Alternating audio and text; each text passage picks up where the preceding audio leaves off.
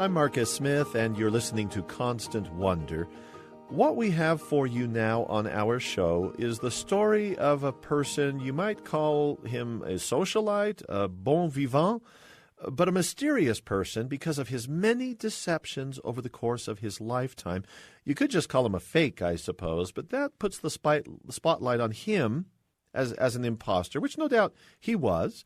And yet when people talk about the life of Elmyr de Hory and use the word fake, they're generally talking first and foremost about his forgeries of art and, of course, the many deceptions that were part of his life story as well. You see, Elmyr de Hory has been described as one of the most successful of art forgers, having sold during his career over 1,000 bogus pieces to reputable galleries the world over.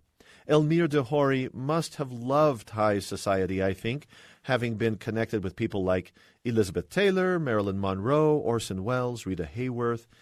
He traded in mystique, you could say. Also, he traded in tales of his presumably sophisticated European background, and it would have been a charmed existence were it not for the tragic, terrible turns that shaped him and ultimately took his life. Today we're going to visit with one of the people who knew him best, knew him actually for about 7 years. Mark Forgy has written about his experience working as de Hory's assistant, and he wrote in a book from 2012 titled The Forger's Apprentice, Life with the World's Most Notorious Artist. Mark Forgy is on the line with us right now. Mark, welcome to our show. Hi, Marcus. Good to be with you. Mark, I want to just mention that there seems to be immense improbability that a kid out of Minnesota like you should ever have landed within the sphere of influence of a person like Elmyr de Hory. What took you so far afield from Minnesota? You ended up on an island, I understand, just off Spain. That's correct. And you're right. To me, every day, it seems the most improbable twist in my life. And I think certainly one of the luckiest events, having met Elmyr.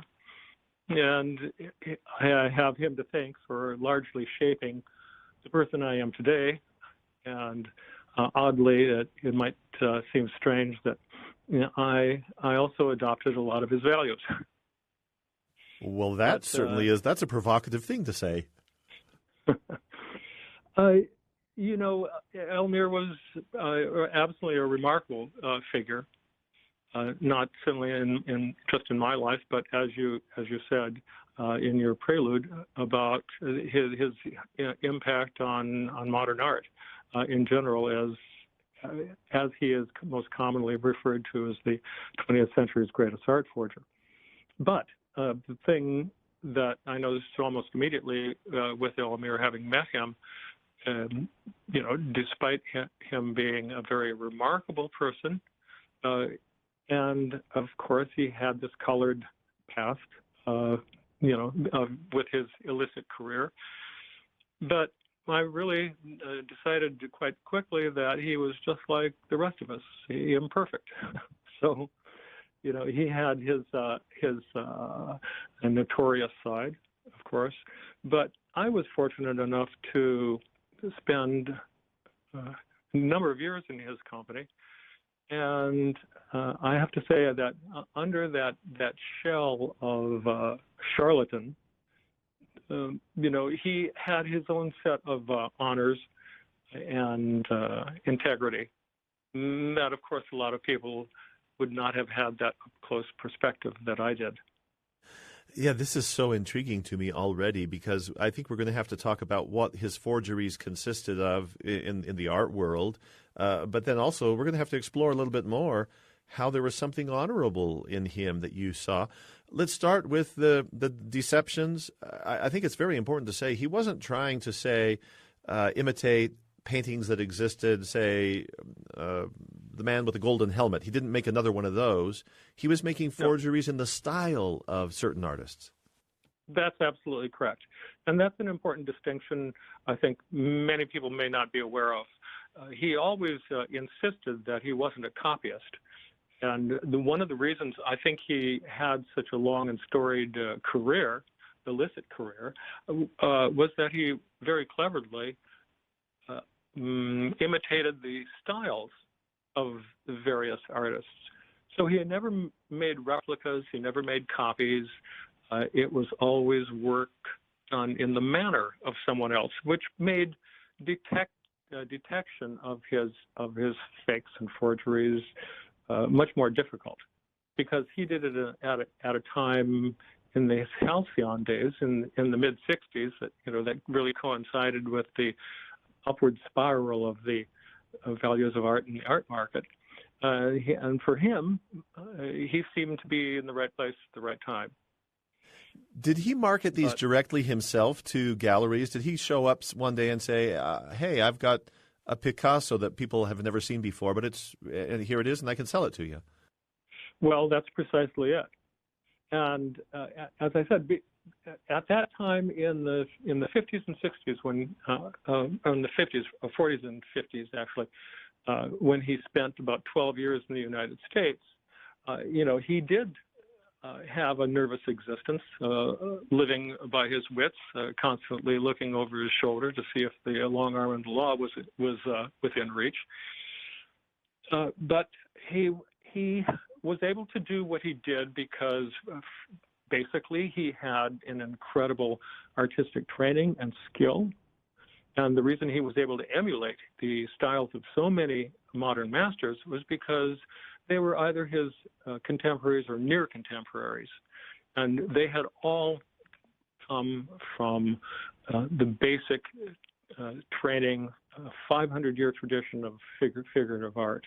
Elmyr was a product of that same school. And that's why he could so well grasp the mastery of draftsmanship that say Matisse and Picasso, Modigliani, all of the others did so well.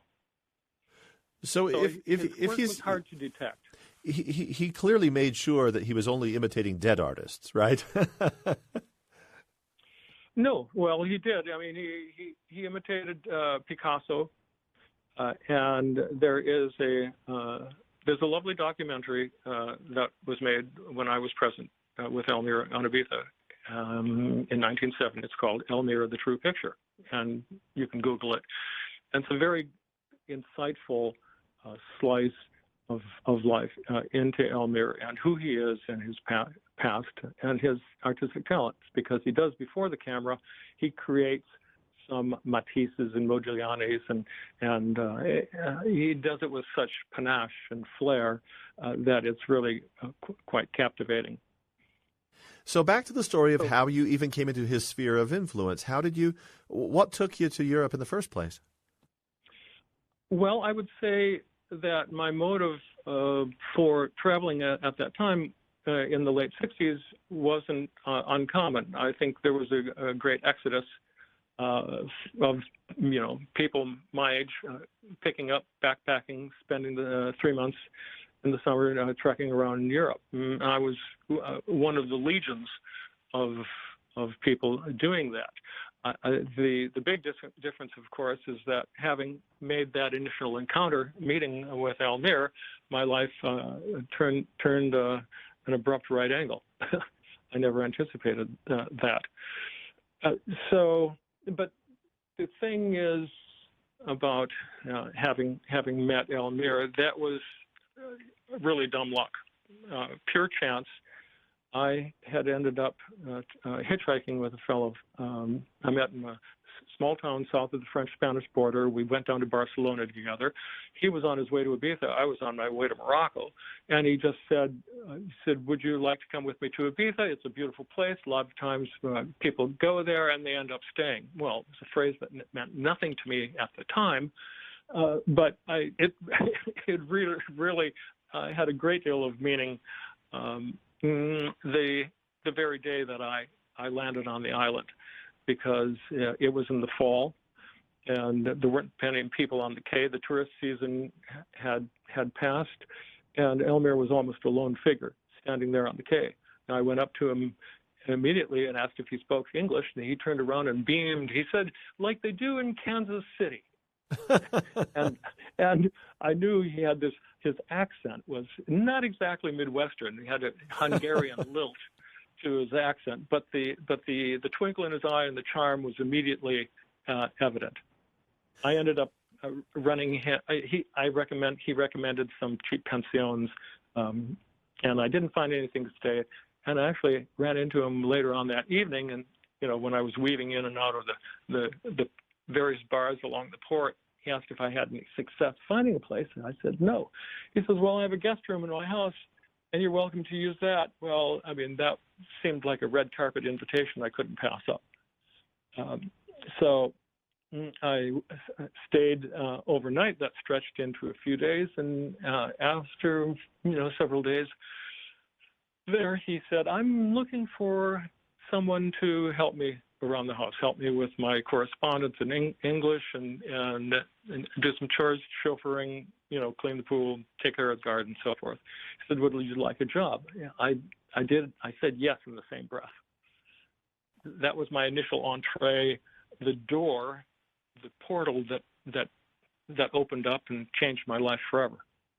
Did you quickly end up becoming his friend? Did you have evening or afternoon conversations? What was the interaction with him like, and how soon did you have some kind of rapport with him?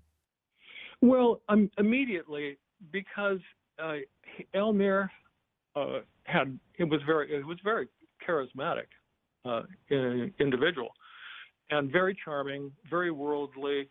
He lived all over Europe. World traveler, so he's very sophisticated.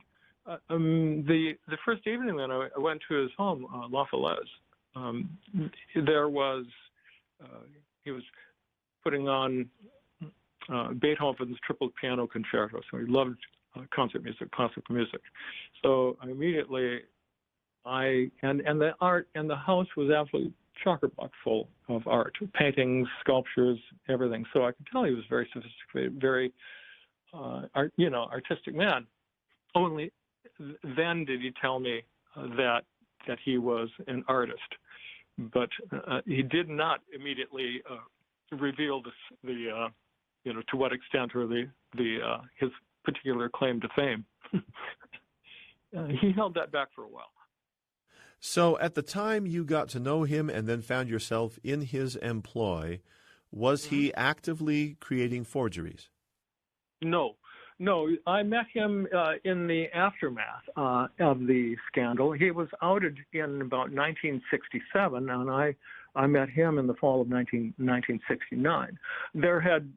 So what was remarkable about his saga was that he was never, when I met him, he had never been prosecuted for art crimes, even though it caused perhaps the greatest art scandal of the 20th century to date. And it still remains, one of the foremost nightmares of the art world. What accounts for this fact that nobody took him to court over this, or that he wasn't prosecuted? I mean, how does he evade the law like that? I know. I mean, that's a natural question anyone would ask. But the quirks of the legal system are varied, and I was explained that, for example, if the French, who would have been most likely to try to arrest him, extradite him from Spain, that they would have to produce 3 witnesses who not only saw him creating the fakes, but then 3 witnesses to attest to him signing them with the names Matisse, Modigliani, Picasso, etc., and also 3 witnesses to attest that he was selling them as originals. So the law was constructed in a rather quirky way that made the trajectory of all 3 requisites come together almost impossible. So he lived a life. So he kind of. he kind of limboed under that legal bar. Well, this is exactly what I wanted to ask. It seems that if he's under that legal limbo bar, is he at all looking over his shoulder from day to day, or was he perfectly at ease and lived just out in the open? Oh, no, absolutely not. He wasn't. Elmyr, even in the quieter years, when I lived with him, he always had a nervous existence with the authorities, never quite knowing if that Damoclean sword was about to fall. So he had a very precarious life. Despite the success that he had in the aftermath of the scandal, which was also full of irony, because he thought that once he was exposed as the world's greatest art forger, it would be an aha moment for everyone to beat a path to his door and buy his works of his own creation. Well, that hardly ever came to pass.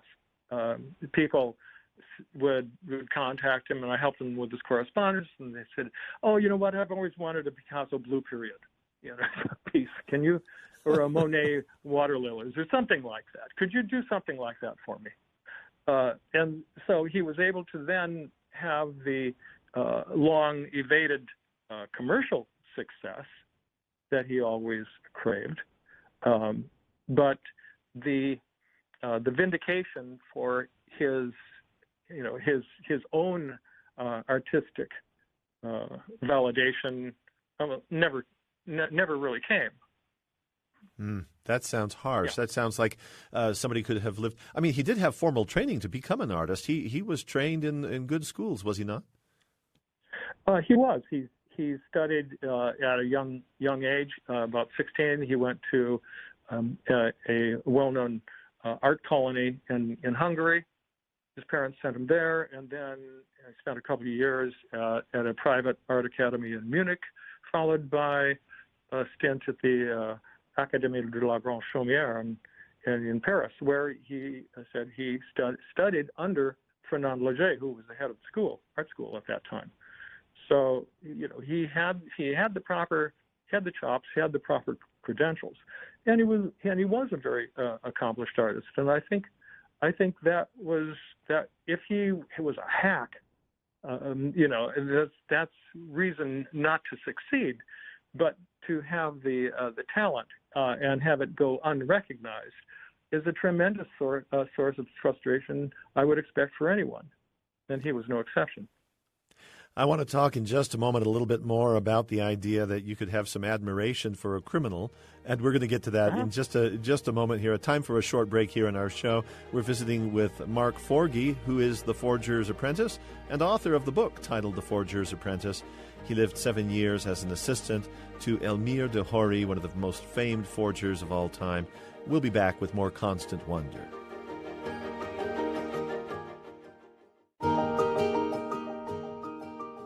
Thanks for listening to Constant Wonder. I'm Marcus Smith. It's a great pleasure to have with us Mark Forgy. He is author of The Forger's Apprentice, Life with the World's Most Notorious Artist.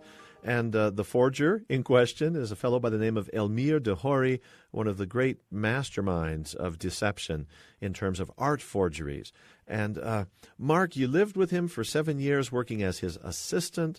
And I want to talk about the years before you knew him, because you said earlier there are reasons to see a certain kind of integrity in this individual, some of the values he had, certainly not the crimes he committed. But I think a person has to understand where he's coming from. He lived a life of deception. It seems to me that this was a mode of survival for him. Well, it was. He never had a sense of glee about defrauding people.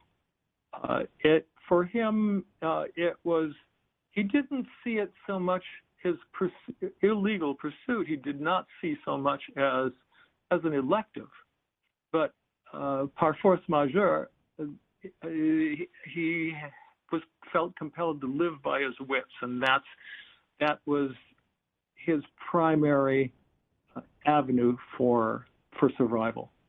You know, there's that old story from Germany of Till Eulenspiegel where there's a prankster that you kind of like for his cleverness, but then his comeuppance eventually arrives.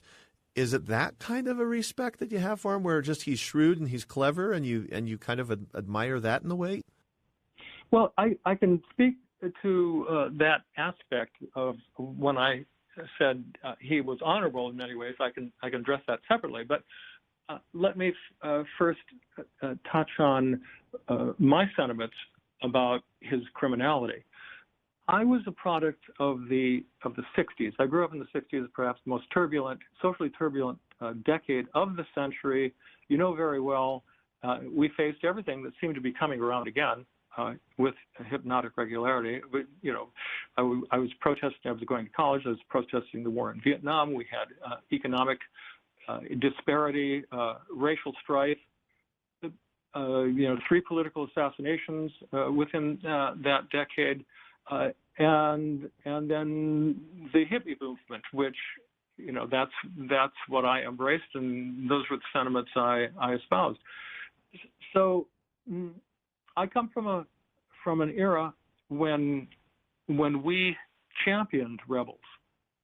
Yeah, I get it. And so you have to kind of see it within that historical context too. And by no means was I an isolated example of those sentiments. So when I learned about Elmyr, you know, being this outlier and hoodwinking the art establishment and so forth, I thought, oh my God, I'm living with an art forger. How cool is that? So no, I mean, I did not have a sense of moral outrage over his criminality. You know, and to me, you know, it's all a matter of degree. It wasn't as though he was hitting old ladies over the head with a blunt object while they sat at the bus stop. You know, he was creating art and something beautiful. And there's a lot of this, perhaps is another longer discussion, but there are so many nefarious shades of deception that go on within the art world, in the art market, that no one gives nary a glance to it. So I don't see Elmyr so much as the perpetrator, but a player. And he knew how to manipulate and use the system to his advantage. Now, the art market is very much like the business world at large. You know, they operate on a for-profit basis. And I think art dealers, who were his primary audience, you know, I think a lot of them, if they saw something that looked good and believable, and they could get it for a fire sale price, I think that impulse is just, you know, vectoring into the perfect storm. You know, if I were to cut him slack, I think it would be because of his backstory back in the Nazi years. And I understand what you're saying about the art world, but for him to have survived what he went through in World War II, I understand that the deck was stacked against him, and he might easily have been snuffed out in a concentration camp, but somehow he miraculously avoided that. Well, it's interesting that you bring that up because that's a really important chapter in Elmyr's saga. And I have to say to all of your listeners that when I embarked on writing my memoir and the story about my life with Elmyr, it was never my intention to be his apologist in any way. And I knew that there was so much self-embroidered mythology in his story, and I don't consider myself a scholar, but I felt compelled to do what I could do to bring some light and some objectivity and facts to his story. Now that segment of World War II still is shrouded in a lot of mystery. There are many claims that he made that I can't deny, and I can't say that they're absolutely authentic. And the changes that I only made in my subsequent research after Elmyr's death was to alter the story where I could find absolutely empirical evidence that something happened or didn't happen. So whether or not he was somehow in the crosshairs of the Nazi regime or whether he was in a concentration camp, all of that you're kind of just holding in abeyance and don't have anything to say about that. Well, I can tell you that when I was doing research for the book, I met with the head archivist at the Holocaust Museum in Washington, D.C., and through their archives, they were able to establish that Elmyr's mother and father and brother, who were Jewish, were Holocaust survivors. There was no mention of Elmyr, and so far, we've not been able to turn anything up in German records, because the Nazis kept scrupulous records of everything, but we still draw a blank. Yeah. So, but I will say this. Yeah, it's not hard for me to extrapolate the extraordinary, jaw-dropping accounts that are so rich in Elmyr's saga, because for 7 years I led that kind of life. I was introduced to the creme de la creme of society: actors, writers, politicians, you name it. So he had access to the kind of extraordinary people whose biographies we read today. So, if some of his stories sounded just shy of believable, I would say I wouldn't wholly discount them. Yeah. Where are his pieces today? Is there a catalog where somebody can look it all up and we know who owns what and among these forgeries? No, that's a great question. I've always said that there's no shortage of ironies in Elmyr's story, and one of the greatest ironies today is that I'm principal heir. I am Elmyr's sole legal heir. I've just curated that exhibition that was covered in about a year ago in the New York Times. So I have probably the biggest collection of Elmyr's art in the world. But we'll just keep that between us. Well, I'm wondering, though, if because he's such a charismatic figure and there's so much drama, so much story to his life, there's cachet in that alone, even if they are forgeries, and I could imagine that some of those could have some value to them. They do have value. Yes. Oh, absolutely.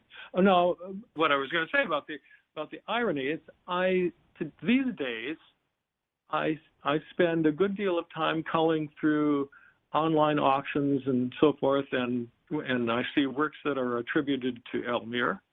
About 95% are not by him. So the world's greatest art forger is the only artist I know who is forged to the extent that he is. And so I must say that's colored my view of fakery somewhat. That's one level of irony beyond anything I've heard lately. That's delicious. I know. It is. Well, I think that I want to say a word or two here and invite you to say a word as well about how his life ended. Well, it ended tragically.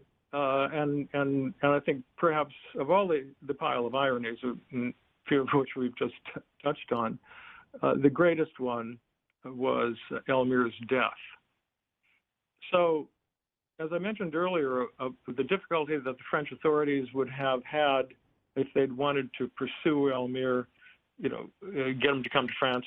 Well, Elmyr at one point worked with had two collaborating art dealers, both unhinged, and one in particular his name was Fernand Legros, and he was largely responsible for initiating all the machinations in order to get Elmyr extradited from Spain to France in 1976. And it was on the third attempt that he construed that was ultimately successful. What he did was he made allegations of charges, criminal activities of Elmyr that he did in France. And some of the accusations were absolutely outlandish. But anyway, he filed this with the foreign ministry in France, and they said, well, it looks like with all of the seriousness of these charges, we should ask for an extradition demand for Elmyr to go to France and to go to prison and await trial.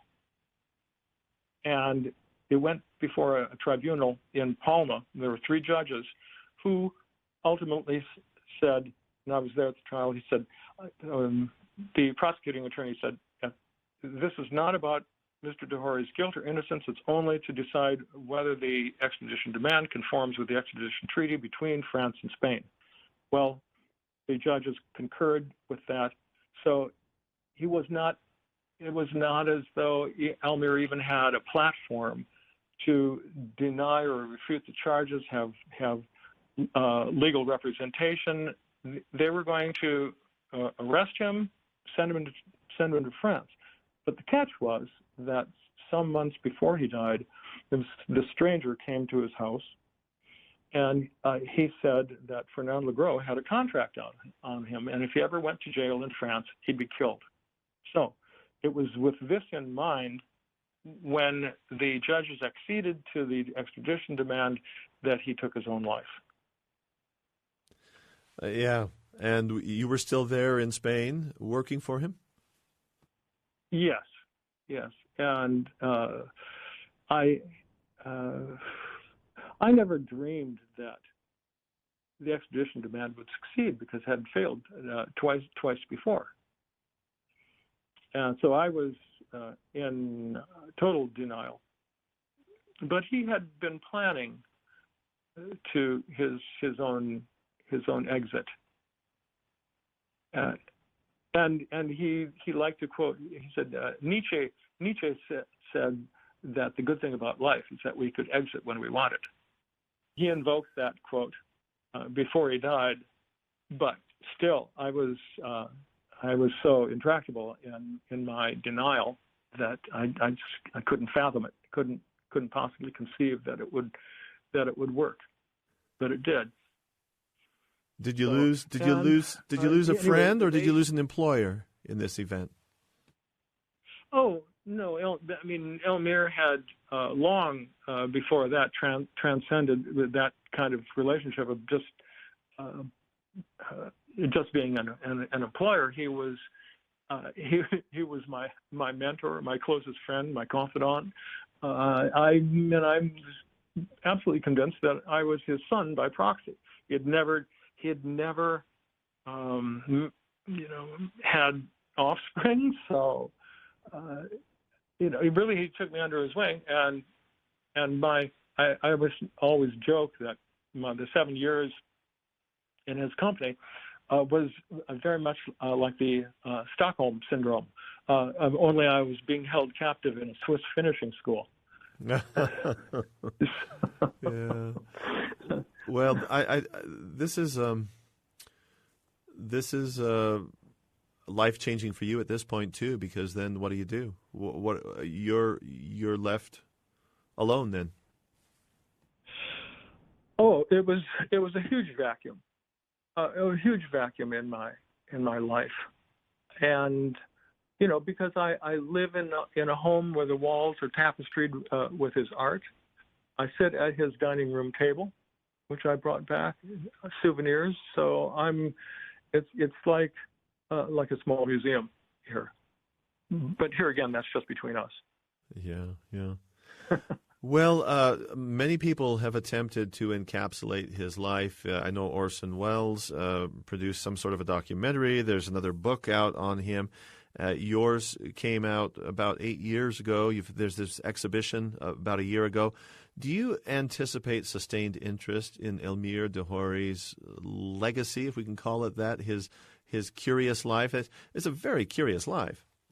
It is indeed. Elmyr made his mark. I think the fact that you and I are having this conversation today illustrates that the interest has not died off. It hasn't waned.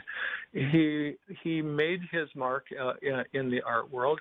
My mission really has been over the last several years is to try to reposition him and allow the public a view of another side, because the last exhibition of a year ago that I curated was uniquely dedicated to his portraiture, because Elmyr never strayed far from his primary passion, which curiously was not art. That art was his craft, was not his raison d'etre. His main passion was his love for people.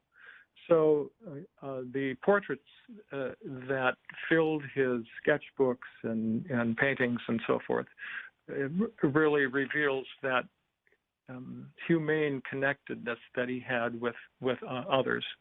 And it was only friendship that made his heart beat faster than anything.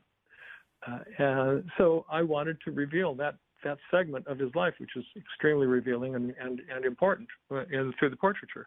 Then you really get a feel of his unique style of his own through these wonderful portraits. As you know, he had that ability like a great artist. He could really kind of capture that inner chi in his sitters, and I always found that trait just incredible.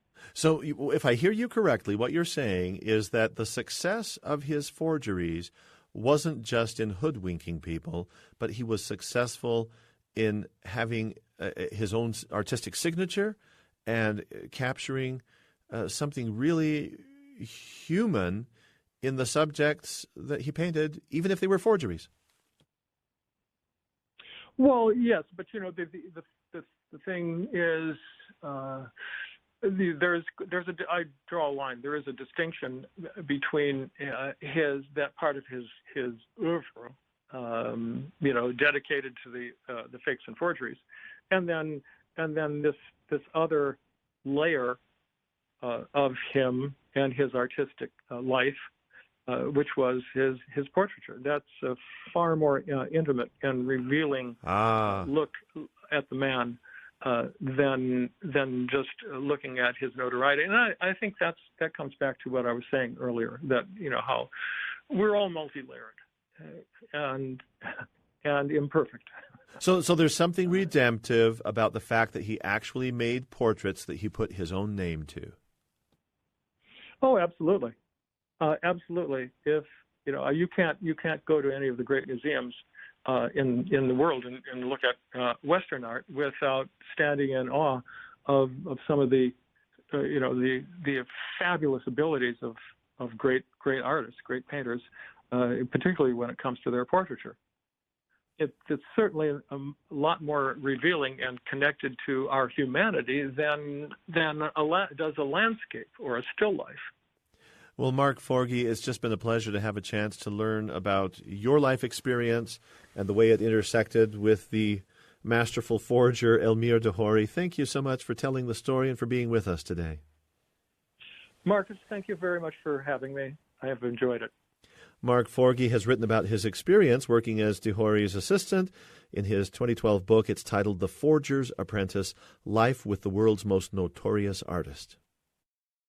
If anybody were going to sniff out an Elmyr de Hory fake, or a fake of an Elmyr de Hory fake, it could very well be our next guest here on the show. We're going to visit with a man whose job is to detect art forgeries. That's when we return to Constant Wonder in just a moment.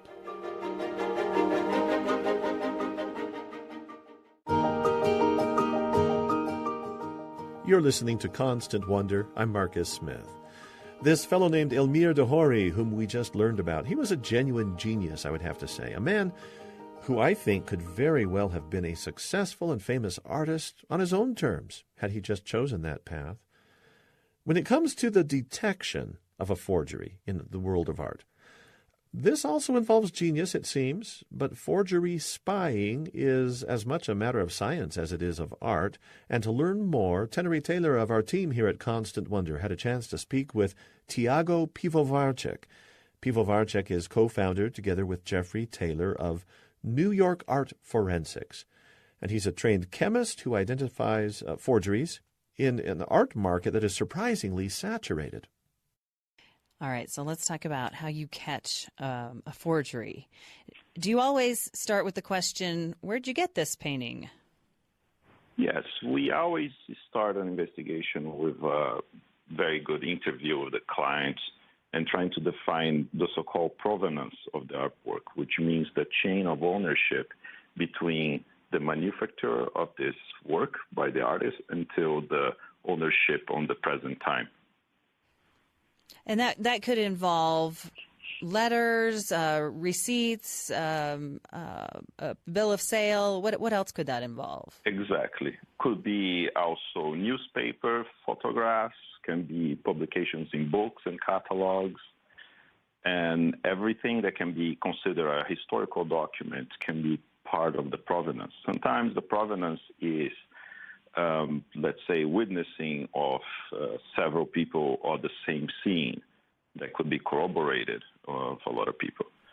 And so provenance, sometimes you have to be a little creative to find either on old diaries or cross-referencing events.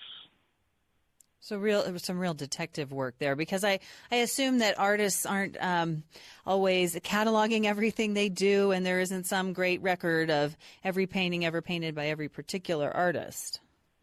Now, is the so-called catalog raisonnés, or complete descriptions of artist's body of work, are very rare. Very few artists actually have such a publication.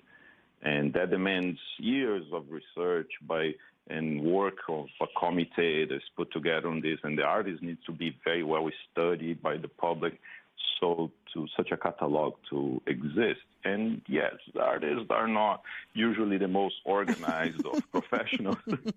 And they don't leave a lot of, not great bookkeepers. Yeah, exactly. I wonder, so how much can you tell from just looking at the painting the first time you set your eyes on it and in just the natural light of your lab? Well, we call our company New York Art Forensics because we apply a forensic standard of investigation. We try to be as objective and scientific as possible.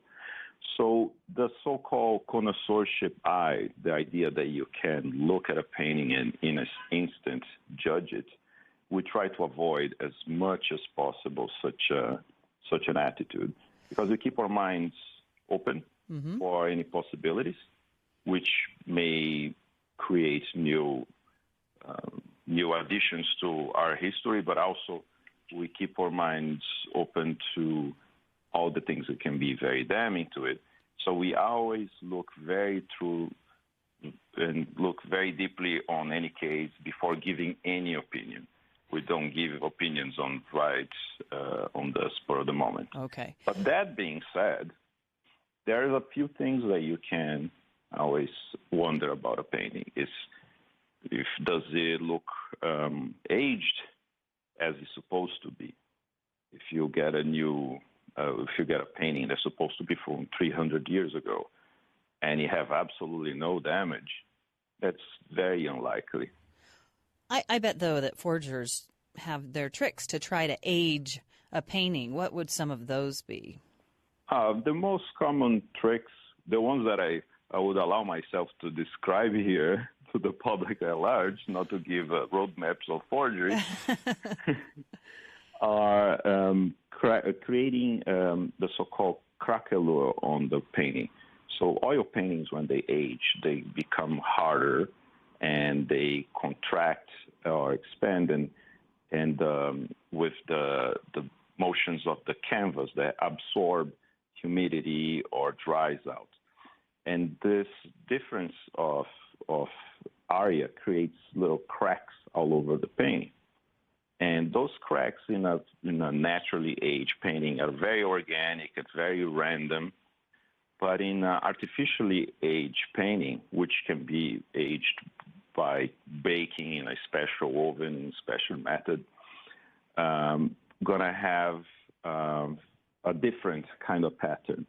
Or if the painting was, let's say, rolled to create such cracks, all the cracks will have a pattern of parallel cracks, as if it was rolled. And that's an indication of attempt to forgery. Anything you can tell by the frame or the canvas or the stretcher? Canvases, the frames are usually not meaningful.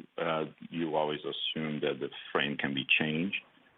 But the material accumulated in between the stretcher and the canvas, the dust of it, also called sometimes the dust of centuries, can be very telling of how this painting was stored and where it has been and what kind of materials accumulated on it.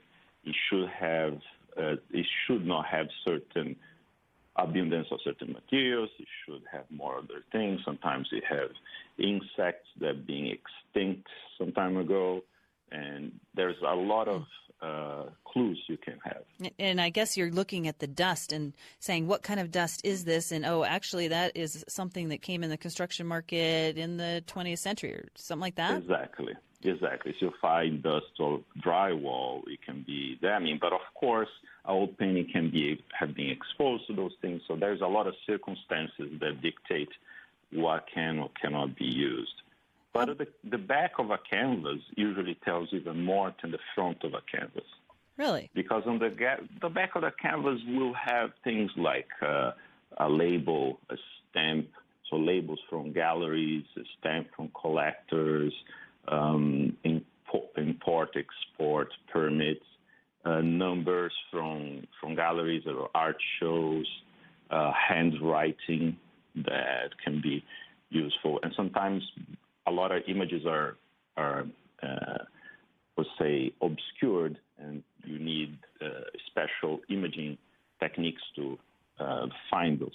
And I want to talk about that because that's definitely important in a forensics lab. But one an obvious question. In my case, I had an artist's signature to go off of. How many of these questionable paintings are people bringing you that don't have signatures? I would say it's a large portion because forgers are very attentive to the idea that a painting that is being made in the likings of a certain artist but not signed as this artist can be argued that was not an intent to deceive but just an attempt to copy something which is perfectly legal. The problem, it becomes a crime on either it's being signed by someone or it's being sold as purporting to be from this given artist. So they might forge the documentation, and that's where they would get into trouble. But if it's just a copy, then they're kind of legally protected. It's when they actually provide some fake provenance, I guess, that. Yes, I mean, copying great masters is a great way to learn how to paint. It's a very natural process. I wonder then, when you're getting out your microscope or your lasers, I'm not quite sure what the technology is. You can tell us a little bit about that. And you're looking at the paint. How much can you learn from the paint itself? What clues are you looking for in the paint? So the looking at the paint and the chemical composition of the paint is essential. And the chemical analysis can show us if the painting contains any anachronistic materials, which means something that is out of time. If you find pigments that have been patented in a more modern time than the painting is supposed to be. And what are some of those? Like, do you have any big clues for sure? Oh, for sure, this is a red flag. You're always looking for something or other. Well, there's a few red flags that will be showing. If you find, let's say, Prussian blue, which is blue made of iron, and if it's from before 1706, which would be the date that was first synthesized, and let's say the painting is supposed to be from the Renaissance on the 16th century, then there is a problem. This pigment is supposed not to be there. And if it's not there because of conservation and restoration, which is something that you have always to look for, then you can consider that there's a problem with the attribution of this painting, or it's being attributed to the wrong artist at the wrong time. Mm-hmm. Also, we have, for more modern times, we have, for instance, with titanium white, which is a very common pigment. One of the most common pigments you can find. It paints your walls, your toothpaste, everything is painted on titanium white, and was only synthesized as a pigment usable in oil painting in the beginning of the 20th century, more or less in 1920. So there aren't going to be any old world masters with titanium white in them. No, unless they were inserted during conservation. Okay. But of course, finding just the titanium itself can be misleading. You need to find the titanium white. So you need to combine a chemical analysis with a microscopy analysis to see that there's actual white pigment flakes there. There's a series of other techniques that complement it to prove that this white, titanium white, is actually titanium white. Tiago Pivovarczyk is a professional art forgery detective. He's co-founder, together with Jeffrey Taylor, of New York Art Forensics. And this is Constant Wonder.